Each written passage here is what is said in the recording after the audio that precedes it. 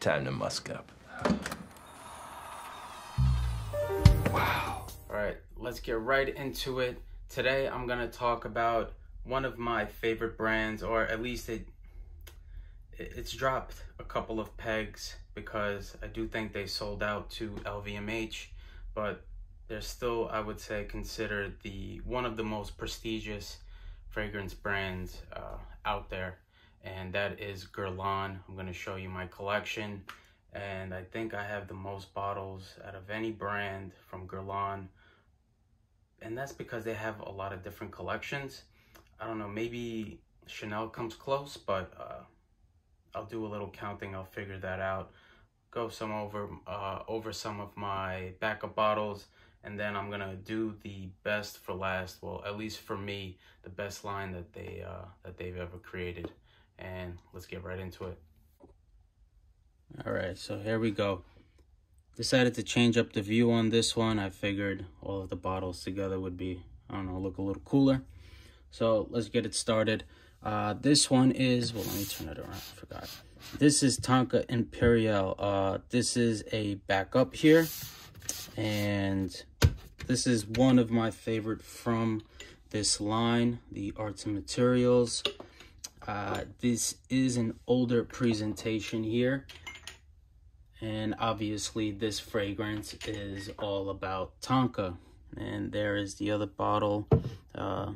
It is in here, but beautiful tonka bean fragrance, many different facets in here, some tobacco, some green facets in here as well, almondy, powdery, really nice. I really enjoy this one personally. And this one, well, these two is Louis, and this is in the original 50 ml presentation, and I do have two backups of that, and this is the bottle that I personally use at the moment. And this one is quite unique, a little similar to Bois d'Arami. This one has a nice carnation note in there, smoky benzoin, leathery, really enjoyable, not overly sweet, done correctly in my opinion.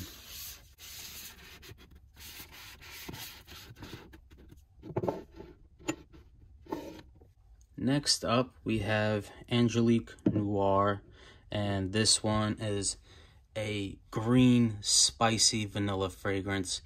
Very unique. I'm not really that crazy about vanilla, but the juxtaposition here with the green, spicy Angelica and the vanilla here is fantastic, and it has a nice little fruity pear in here as well. Next up, we have Bois d'Arami. Now this one, if you're familiar with Bois d'Argent from Dior, then you're going to be a little familiar with this one. The name here actually is what really got me into this. I am half Armenian, and so I was intrigued by this.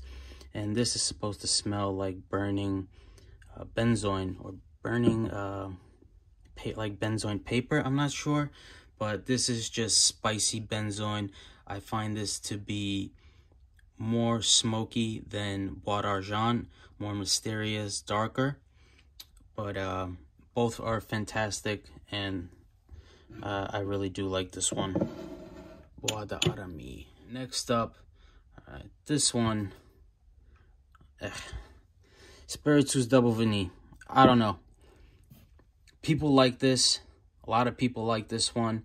In my opinion, I don't find this interesting at all. To me, this just smells like cooking vanilla.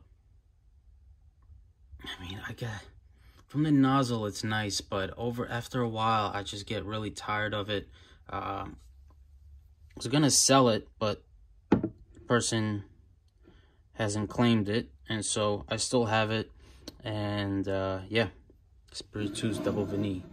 Next up is, I think, underrated, the last fragrance to come out in this bottle presentation, and that's Iris Terefi.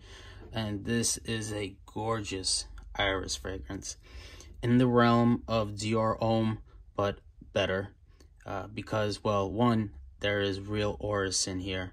unlike Dior Homme, and it's just better made. Coffee, I don't really get any coffee. Maybe some leathery facets in here as well. I think there is a little bit of like cardamom spice here, but just beautiful, soft, buttery auras here, in my opinion, and not just that kind of makeup bag one. All those facets of vegetal, powdery, carroty, rooty, iris. Really nice. Really like this. Okay, next up, I don't know. This one here, I have a little love-hate relationship with this one, and that is Santal Royale. And yeah, there's some sandalwood in here. There's definitely some milkiness, some butteriness here, but this is basically an oud rose fragrance. More smoked woods, definitely rosy, but yeah, very powerful. That's really the main issue that I have with it, but it is a well-made fragrance. And yeah, Santal Royale. This one is Bois Mysterio, and this one, Eugene was saying this was originally named Queer, a leather, but they changed it up, and this is just spice galore, powerful, loud stuff here. A little bit of a tough wear, definitely for the winter time at the coldest temperatures. I wear this, but overall that line is pretty strong in my opinion, and that's definitely the case with Queer Intense. Queer Intense, very scratchy, loud leather, but there is a nice little buttery ylang ylang in here that kind of calms it down a little bit, but still a very rough leather. Some people are not a fan of this, but it's okay. Next two up have something in common, in my opinion. The first one, well, let me get this one. This one, Ombre Eternal, and Guerlain did an amazing video about this, and the scenery that he had in that video was just really describes this perfectly. And it's basically like a beach with pebbles rather than sand during overcast, where it's very foggy, where it's kind of raining, and in the distance you can kind of see a cliff, and there's water blasting across this cliff. That's what I see here. There is some, now I think when they originally created this, Guerlain did say that there is real ambergris in this fragrance, and I think it was only around for 1 year and then it was discontinued, and I think that might have been the reason why. But the next fragrance, Encens Mythique, right? Now this one also has a note of ambergris in here, but this one is not discontinued. Now, the reason why, like I said, I thought this was discontinued was because of the limited resources of ambergris, but this one is still around. So I don't know if there is real ambergris in here, but I'm sure that Terry Wasser, could possibly make an amber or an ambergris accord to make it very realistic. But because I don't smell ambrox in here, it smells like ambergris. It has that marine quality, but it also has that animalic quality, that kind of dusty marine quality, like it's been floating in the ocean for many, many years. And rose, aldehydes, really beautiful, mysterious fragrance, and both of them, in my opinion, are, I think this one has some ylang. I'm not sure if this has rose in it as well, but I know that it also does have a note of ylang ylang here. Both really, really nice. All right, next up we have L'Instant de Guerlain, and this is Pour Homme. This is the original bottle, the EDT, and this is a very spicy, chocolate patchouli kind of fragrance. But here I do get some citrus at the top. Definitely get, I get a good amount of tea here. I definitely get some sandalwood here. But in my opinion, this kind of smells like, if you think of like those sugar cookies, kind of. That's what I get here. And those sugar cookies, and you're dunking them in tea. That's kind of what I get here. Next up is something that I had to back up because this presentation, I mean, it's just, I don't know how they say, God tier, maybe. And this is Samsara EDP. And this is, I did my research, and this is from the mid-90s, where you would find the Mysore sandalwood. And I get a lot of it here. Definitely I get some ylang here, a wide array of florals in this fragrance. In the sandalwood, the Mysore sandalwood here is just fantastic.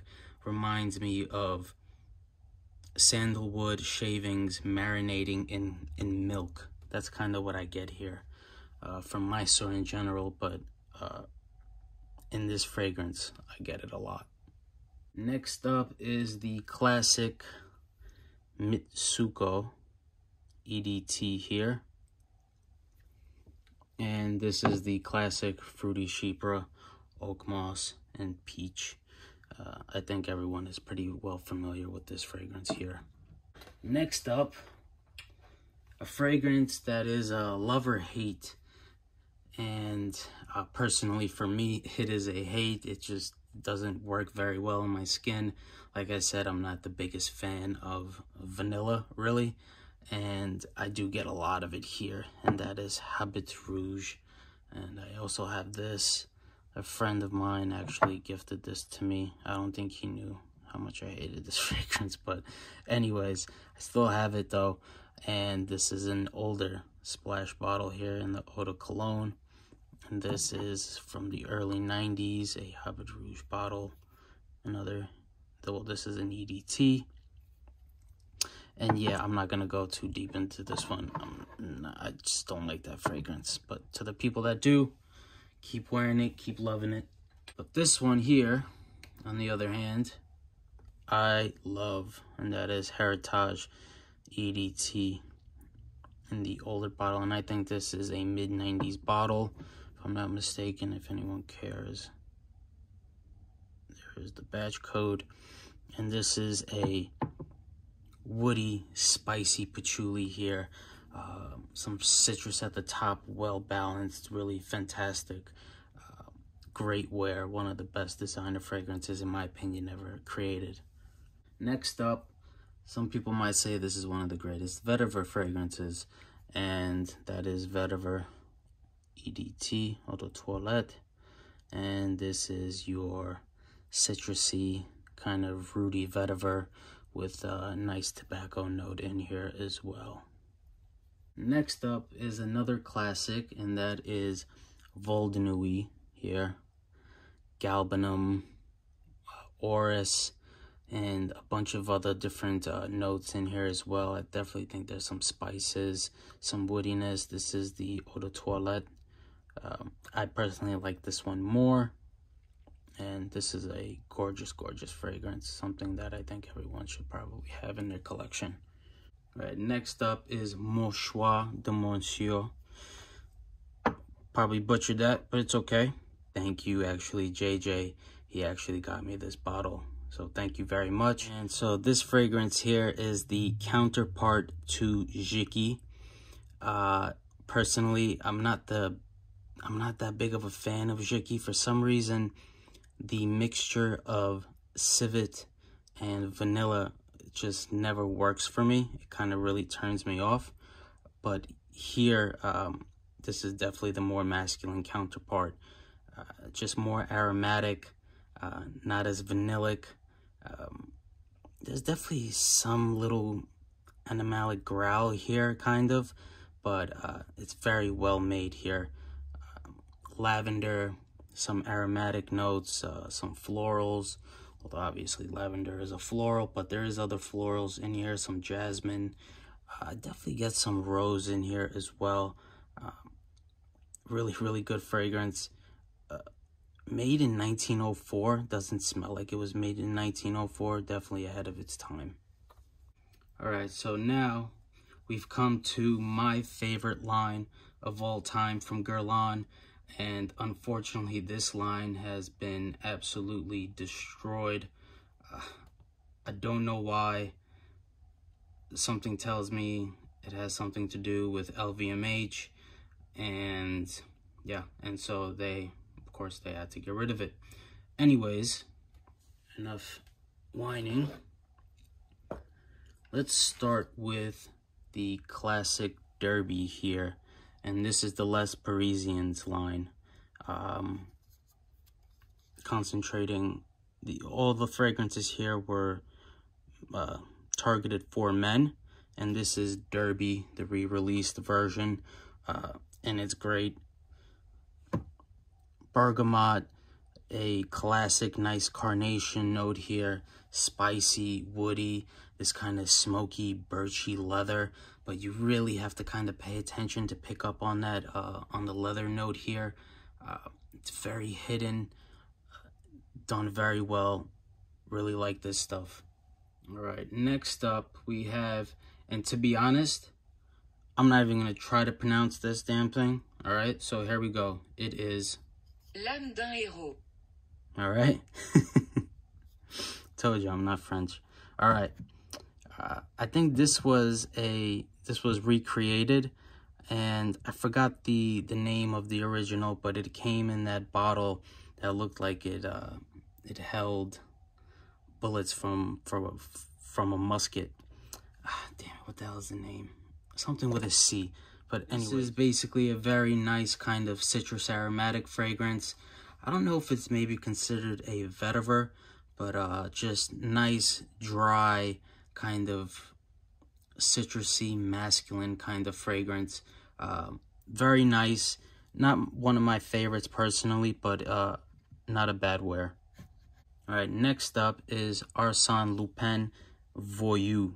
And this is a sweet fragrance done right, because it's not overly sweet. And here we have mostly some benzoin, nice little smoky benzoin, some spices here, some woodiness as well. I think some sandalwood.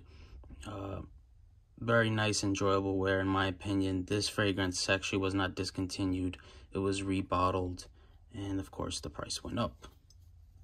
All right, next up we have this one is great, and that is Chamade Homme. Love this stuff. Some spices at the top, florals in the mid, vetiver, some leather in the base here. A really nice fragrance. A shame that it was discontinued. Really can't believe it, but it is what it is. Luckily to have a bottle. All right, and last but not least, we have Arsène Lupin Dandy. This is the one. They had some issues with the name Dandy, for copyright issues, and so they changed the name to just Arsène Lupin. And this is a gorgeous kind of violet leaf, incense, dry to the bones kind of fragrance. Really, really good. Almost kind of like sparkling grape water, mineral water. What I get here, it's like exactly the color of this fragrance is what this smells like. Really unique stuff, really enjoyable wear. Alright, so that is my entire Guerlain collection. I hope you enjoyed that. This did take a little bit of work. I have to put everything back now. So if you please, I don't ask often, but if you can please leave a like and comment which one of these fragrances are your favorite, or if there's any fragrances that I don't have that is your favorite, tell me why. Alright, take care guys. Bye.